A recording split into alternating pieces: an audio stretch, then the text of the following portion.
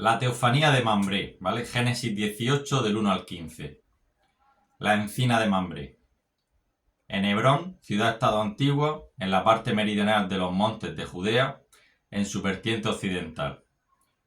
La mayor parte de los relatos que tienen a Abraham como protagonista se sitúan en esta zona, en torno a una misma ciudad, ¿vale? A la que se designa con dos nombres, que dicen algo de ella.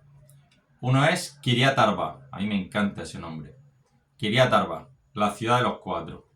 Y el otro Hebrón, ¿vale? De la raíz verbal que significa asociar, aliar. Ambas denominaciones sugieren la idea de que el lugar sería un punto de encuentro entre las distintas gentes. Junto a la encina de Mambré, Abraham edificó allí un altar a Yahvé.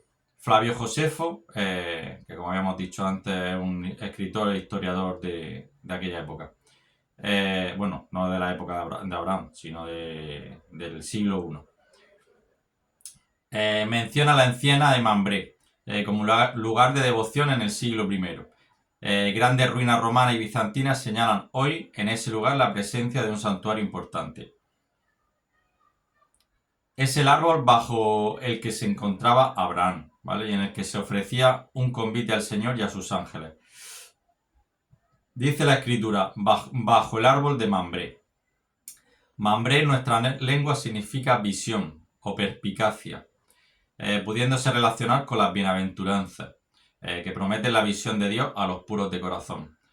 Bienaventurados los limpios de corazón, porque ellos verán a Dios. Además hay muchas veces que no vemos a Dios, que intentamos verlo exteriormente y donde está interiormente, donde tenemos que hacer el cambio interiormente. Abraham pues era limpio de corazón hasta el punto de poder ver a Dios.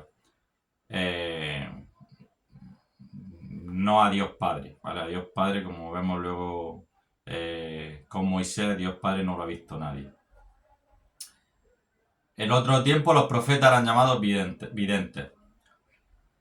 De esta visión habla el Señor en el Evangelio, en Juan 8:56, al decir a los judíos, Abraham se llenó de alegría porque iba a ver mi día. Lo vio y se alegró. Vio mi día, dice, porque conoció el misterio de la Trinidad. El misterio de la Trinidad. En su forma final, los capítulos 18 y 19 constituyen un único relato, un relato de tradición ya vista, que narra una aparición de Yahvé acompañado de dos hombres, individuos, que según Génesis 19, 1:15 son dos ángeles.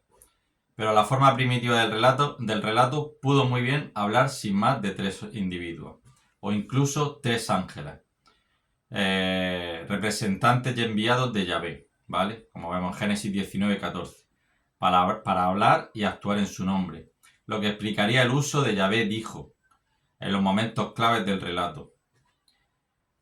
En estos tres individuos a los que Abraham se dirige en singular, muchos de los padres de la Iglesia, han visto el anuncio del misterio de la Trinidad, cuya revelación estaba reservada para el Antiguo Testamento.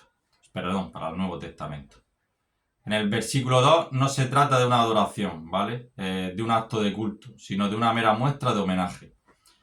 Abraham no reconoce al principio a los visitantes, más que a huéspedes humanos, y le ofrece una magnífica hospitalidad. Su carácter divino se va manifestando paulatinamente. La hospitalidad de Abraham. El antiguo relato describía la visita de la divinidad a la familia de Abraham. La hospitalidad se veía recompensada con el don de un hijo, ¿vale? Inesperado en la ancianidad. La hospitalidad frente a los tres misteriosos personajes, emblema antropomórfico de Dios mismo, está marcada por la cordial y gozosa acogida dispensada por Abraham y Sara. Hombre del Oriente, para quien el huésped es sagrado. Abraham corre, vamos al versículo 2:7, se da prisa, versículo 6. También Sara se apresura, versículo 6. Y lo mismo el siervo, versículo 7. Cuando los huéspedes se sientan a la mesa, Abraham no está sentado, como al inicio del relato, sino de pie, como vemos en el versículo 8, en actitud de atento servicio. Resulta insuperable esta manera tan intensa y visual de describir la importancia que reviste la hospitalidad en la vida de los nómadas. Mira, os quiero contar una anécdota que que cuando yo empecé a estudiar todo el relato de Abraham, me venía constantemente, cuando estudié lo de la hospitalidad, me venía a la cabeza. Hace ya pues, unos 12 años por ahí, con una asociación nos fuimos al sur de Marruecos, lo que se llama el Atlas marroquí. Es una zona que sigue muy, muy rústica, muy rústica. Y nada, estuvimos haciendo por allí senderismo y hubo un día de descanso y allí por lo general eran etapas de unos 30 kilómetros porque no había nada, ni tiendas ni en 30 kilómetros no había nada. Y nada, hicimos una parada allí y 3 personas decidimos hacer ese día pues, una ruta pequeña, bueno, pequeña, unos 15 kilómetros por ahí. Total que estamos ahí en la ruta y ya cuando llevamos casi 15 kilómetros, ya casi que íbamos a volver, de pronto llegamos había allí un marroquí que tenía una casa grande, además, que ellos la hacen ellos, que son de piedra y todo. O sea que... Y el hombre, claro, se sorprendió muchísimo. Dijo, ¿qué hacen estos tres por aquí? Diciendo, madre mía, si aquí no hay nada.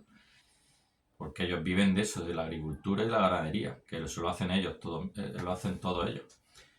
Y ya no, abrió la puerta de su casa y dice, pasar, pasar, pasar. Y no. Y el hombre que sí, pasar, pasar. Ya nos llevó como a un patio exterior que tenía precioso. Que tenía ahí un burro que estaba tirando de una piedra, que estaba haciendo aceite de oliva. Y ya nos sacó unos taburetes, nos sacó una mesa, nos sacó todo el producto que él acaba de hacer, un producto increíble. Un pan recién hecho, el aceite de oliva hecho por él, dátiles, frutos secos. Y ya se sentó él ahí también, intentamos, pues no sé, hablar como pudimos. Y el hombre estaba contento de estar ahí, no sé, de estar ahí sirviéndonos. Y ahí yo vi la hospitalidad. Dije, madre mía, si este hombre no nos conoce de nada y se ha preocupado porque nos ha visto por aquí, en medio de la nada, y nos ha abierto sus puertas, nos ha dado de comer. Entonces, ya te digo, yo veo que luego a lo mejor juzgamos porque no conocemos, ¿sabes lo que te digo? Porque hay veces que si luego nos vamos nosotros al país de esa persona y vemos su realidad, pues puede que muchas cosas cambien. En el Levítico se lee esta exhortación, ¿vale? Que debería ser escuchada no solo por los judíos de hoy, sino también por todos los cristianos, a menudo tentados por la infamia del racismo. Al extranjero que habita en vosotros deberéis tratarlo como a los de vuestro pueblo. Lo amarás como a ti mismo, porque extranjeros fuisteis vosotros en el país de Egipto. A mí el Papa Francisco me ha ayudado mucho en esto, abrir la mentalidad también y abrir el corazón. Justamente porque somos huéspedes de Dios, debemos sentir el compromiso de hospedar a otros, de practicar la hospitalidad activa, como acto de amor, a imitación de Abraham y Sara. Abraham, padre y maestro de la gente, te enseña cómo debes acoger a los huéspedes y que debes lavarle los pies. Sin embargo, también eso se dice a modo de misterio. Sabía en efecto que los sacramentos del Señor no se cumplen sino en el lavatorio de los pies. Hace referencia a Juan 13:6. Pero no se le ocultaba la severidad del precepto enunciado por el Salvador. Si no os reciben, sacudid el polvo que se ha adherido a vuestros pies en testimonio contra ellos. En verdad os digo que el día del juicio habrá menos rigor para la tierra de Sodoma que para aquella ciudad. Como vemos también en Marcos 6 y en Mateo 10. Quería por tanto adelantarse y lavar los pies, no sea que quedase algo de polvo que pudiese reservarse para ser sacudido el día del juicio final, como testimonio de incredulidad. Después, entre los frenéticos preparativos de Abraham y el silencio que guardan los tres, habla solamente una vez, pero con autoridad. Toda esta sección constituye un excelente ejemplo del arte narrativo hebreo. Los invitados, que hasta ahora habían guardado silencio tras el gran banquete que Abraham les ha ofrecido, dominan ahora la escena con sus preguntas sobre Sara. Uno de ellos le dice que volverá a visitarlo al año siguiente y Sara habrá tenido un hijo. Sara se ríe desconfiada, como también se había reído anteriormente Abraham. Ahora es el mismo Yahvé quien reitera la promesa y reprocha su actitud a Sara. Este capítulo termina con la intercesión de Abraham. Son muchos los especialistas que piensan que esta sección es más tardía que los relatos que le preceden y le siguen, puesto que la preocupación sobre la justicia divina es un tema que sobre todo se da en el exilio. En Ezequiel 14, por ejemplo, lo podemos ver. Era tan fuerte en el antiguo Israel el sentimiento de la responsabilidad colectiva que no se pregunta aquí si los justos podrán ser librados individualmente, ya que todos han de sufrir la misma suerte. Abraham únicamente pregunta si acaso algunos justos no llegarán a conseguir el perdón de muchos culpables.